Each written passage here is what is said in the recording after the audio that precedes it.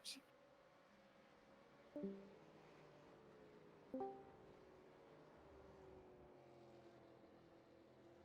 And next in the booth, we have Mr. Anthony Woodward. And welcome to the booth. Good evening. It's a very rare interview to get you in here. Yeah, I only come in if I do well. And that was 2 hours of hell that I enjoyed, so I thought I'd come in. So one thing that I'll have to start off the interview with is in the main series where we do the sprints and the super sprints and the feature races, you managed to rack up like 125 incidents in 3 laps.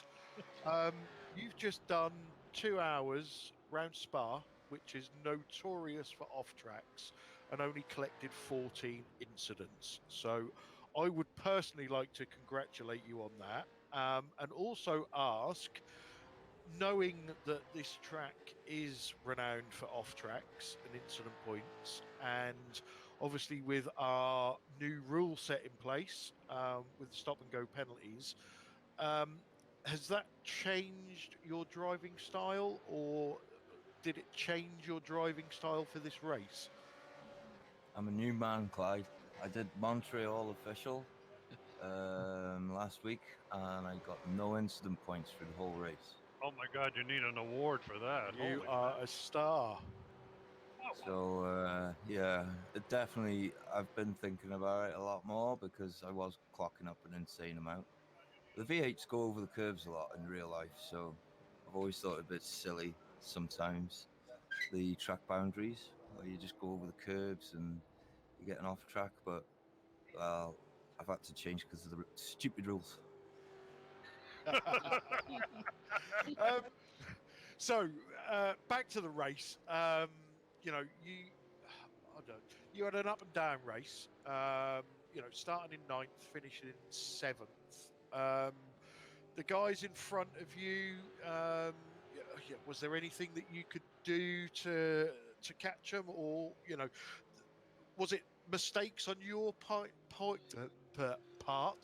or were the guys in front of you just quicker?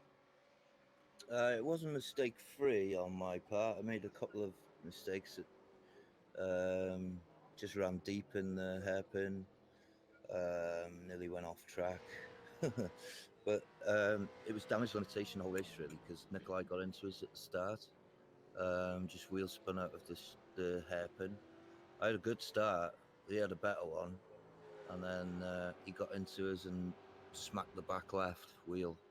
So I just got overtaken, dropping down the field through the first stint.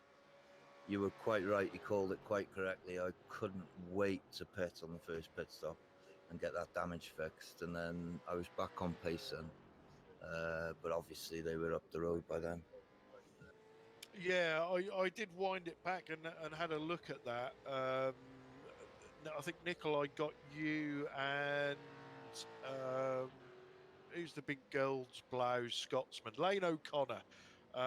Yeah, he got Lane as well.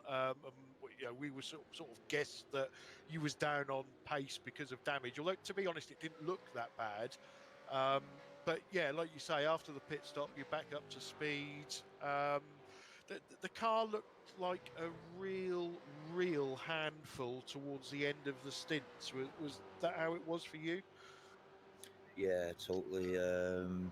Actually, I pitted early on one of the stints because I was just, I think I was battling with Jamie at that point, Jamie Wilson, and I was just losing it everywhere on the braking, and I ended up ducking into the pit early.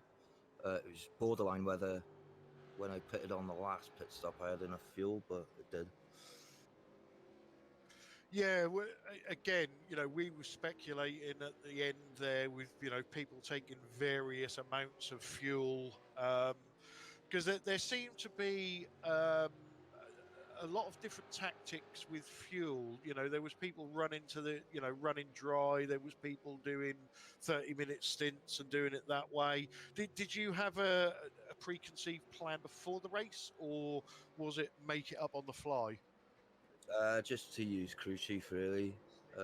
take full tanks, run them as empty as I could, and then just use crew chief really. Okay, so we'll let you go now, Anne, because we've still got another interview to get through. Anybody you'd like to thank before we let you go? Yes, please. Simmobility, our sponsors, team sponsors. I believe it was Glenn Sidman's birthday yesterday, so happy birthday to him. You guys for broadcast. The team, Station, my girlfriend, Race Tech for sponsoring the series, love that. And my daughter, Evie May. Excellent. Okay, Anne. Well, congratulations on your 7th place, and I'm pretty sure we'll see you at Barber on Saturday. Yep, cheers, boys. Cheers, Ant. Well done, Ant. See you.